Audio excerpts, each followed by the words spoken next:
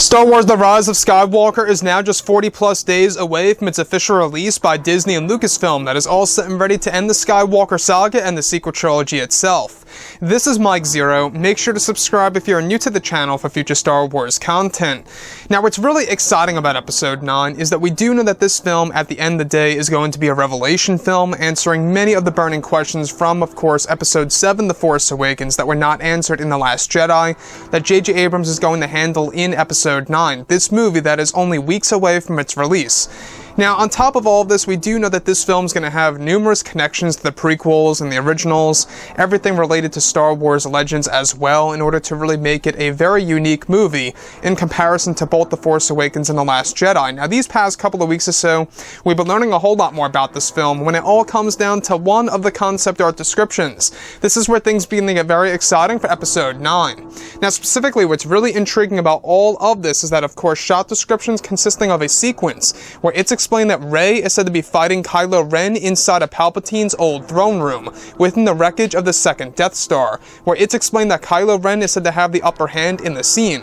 Rey is described to be losing the battle against Kylo Ren, where Kylo is said to have a damaged helmet fighting Rey, where eventually he takes off the damaged helmet and drops on the floor in Palpatine's throne room.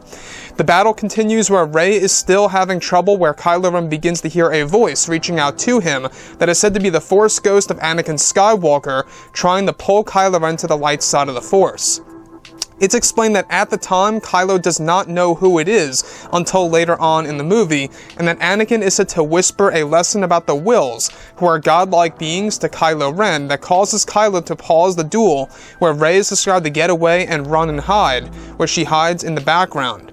Kylo is described to become intimidated in the scene, hearing the voice of the Force ghost of Anakin Skywalker while he is searching for Rey.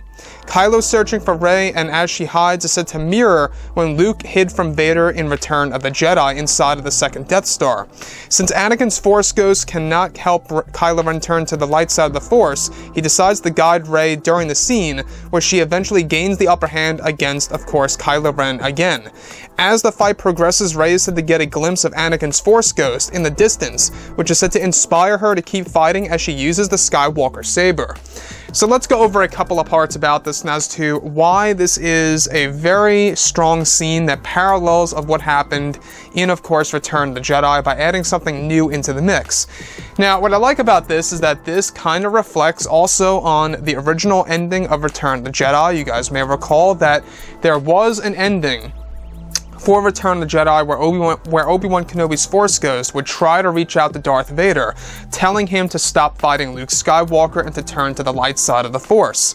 And now you can see exactly where J.J. Abrams got the concept from, where Anakin's Force Ghost voice is now trying to pretty much reach out to, of course, Kylo Ren, turning him to the light side, though unsuccessful, while of course fighting Rey, where Rey eventually hides just as Luke hid from Vader in the final cut of Return of the Jedi. So you can see the similarities, yet the differences here and there, and how it also parallels the original drafts of the script of course, Episode 6 back in the 1980s. Now, what I like about this so much also is that this is, of course, taking place all within the second Death Star wreckage, specifically within Palpatine's old throne room.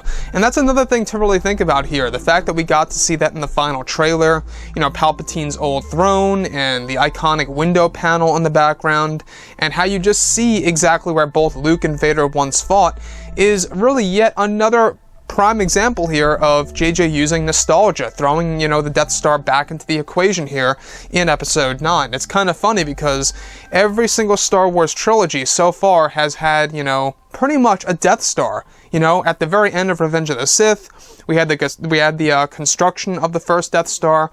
Then, of course, in the original trilogy, we had two of them. And then now in the sequel trilogy, we got the wreckage of the second Death Star. You know, not to mention, of course, the hologram of the first one in the, of course, Force Awakens film.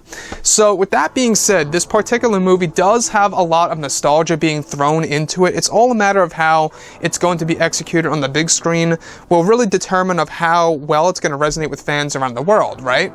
Now, what I like about Anakin's Force Ghost reaching out to Kylo Ren and the fact that at this point in time, Kylo Ren doesn't even know who it really is, but Anakin's Ghost is said to be delivering a passage of the wills, essentially a lesson about these godlike beings that created the entire galaxy, the universe, and even invented the Force itself, and the light and the dark sides of the Force.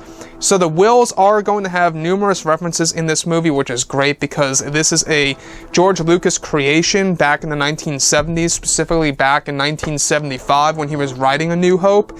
And that's a very interesting thing about this film, the fact that they are going to be diving into the wills a little bit to expand the franchise into something new. Anyways, guys, drop a comment below. Let me know what you think about all of this in the comments. And if you guys did enjoy the content for today, do make sure to drop a thumbs up on this video to support the channel. I thank you all so very much for the kind support, and I'll catch you guys next time.